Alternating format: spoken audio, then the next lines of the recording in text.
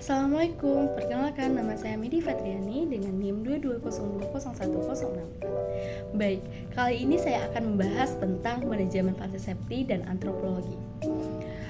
Menurut Kementerian Kesehatan mencatat dari bulan Januari sampai bulan September 2023, kasus HIV di Indonesia diprediksikan mencapai 515.455 kasus.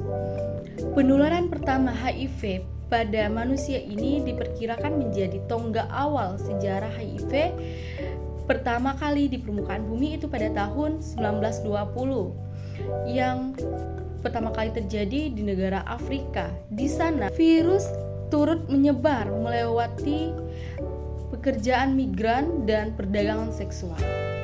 Penyakit HIV ini terjadi dalam jangka waktu yang lama, sering terjadi seumur hidup, meninggal karena penyakit tersebut. Tetapi bukan karena penyakit tersebut. Karakteristik dari proses penyakit sangatlah luas. Karena penyakit dapat dikelola dan dikendalikan, namun tidak dapat disembuhkan. Nah, banyak sekali orang-orang yang bertanya, kenapa sih orang-orang yang penderita HIV ini bisa mudah terinfeksi dengan penyakit-penyakit lainnya? Nah, di sini ada yang namanya infeksi oportunistik, yang mana penyakit HIV tidak akan berlangsung merusak organ pada tubuh kita, tetapi penyakit ini akan menyerang sistem kekebalan tubuh sehingga bisa mengakibatkan terjadinya penyakit lainnya, terutama penyakit infeksi. Nah, cara penularannya gimana sih? Cara penularan pada penyakit HIV ini biasanya melalui darah dan berhubungan seksual. Kalau kita kaitan dengan antropologi, masih banyak yang kita temukan seks bebas di zaman sekarang. Bahkan seks bebas bukan suatu hal yang aneh di telinga kita lagi. Perilaku seksual remaja yang dilakukan tanpa adanya ikatan pernikahan.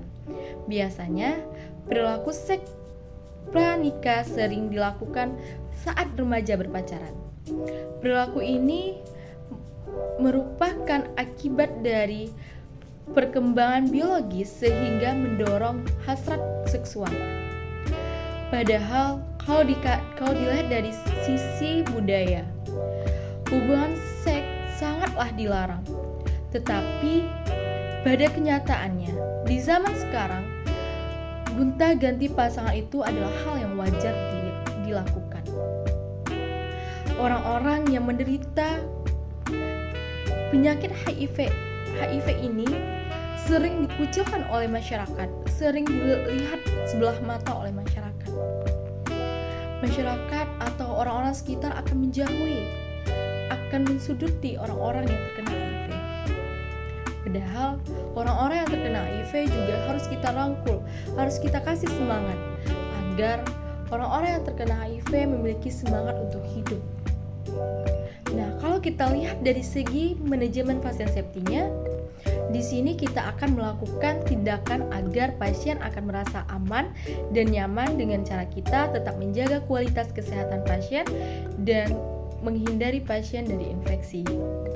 Nah, sekarang kita masuk untuk pengendalian infeksi dengan cara pencegahan terjadinya infeksi. Pengendalian infeksi dapat melalui berbagai upaya yang dilakukan untuk mengurangi kejadinya infeksi yang diakibatkan oleh mikroorganisme yang dapat menyebabkan infeksi. Upaya tersebut ditujukan bagi pasien, kalian, tenaga kesehatan. Dengan kata lain, upaya bertujuan untuk mencapai lingkungan yang aman bagi semua di dalam melaksanakan pelayanan kesehatan, tanpa memperhatikan ukuran atau fasilitas maupun lokasi pelayanan. Bila pengendalian infeksi tidak terlaksanakan dengan baik, kemungkinan besar terjadi infeksi dan risiko penyebaran infeksi melalui fasilitas kesehatan juga meningkat. Nah, ada beberapa usaha yang dapat dilakukan untuk mencegah terjadinya infeksi, antara lain yang pertama yaitu pada petugas. Petugas harus dicek kesehatannya sekali 6 bulan secara teratur. Petugas harus melakukan pelayanan sesuai dengan prosedur, cuci tangan yang baik, memperhatikan higienis, memperhatikan kesterilan alat, dan melakukan tindakan keperawatan yang benar.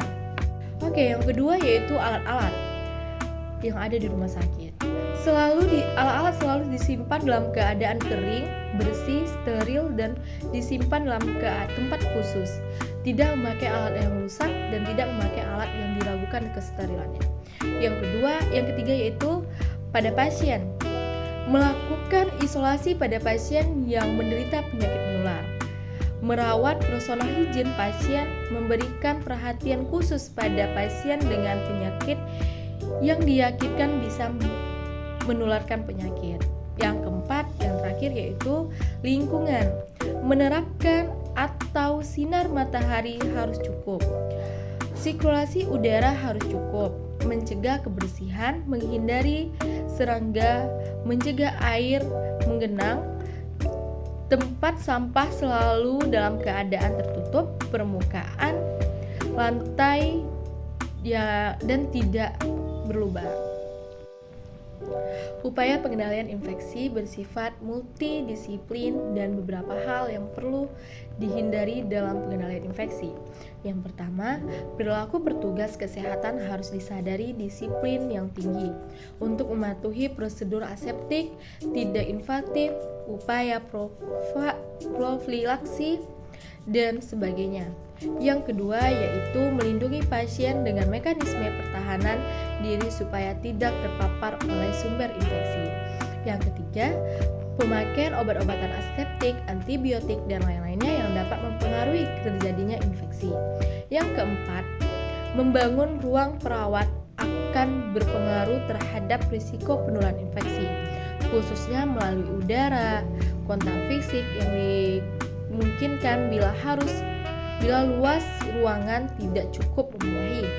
Yang kelima yaitu peralatan protektif dilakukan sebagai penghalang kumula, misalnya pemakaian pelindung, masker, kacamata pelindung, sarung tangan, dan lain-lain sebagainya.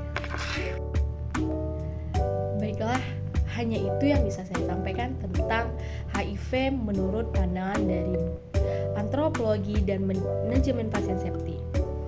Ingat, utamakan kesehatan pada diri Anda. Jaga diri Anda dari penularan penyakit-penyakit, termasuk salah satunya penyakit HIV.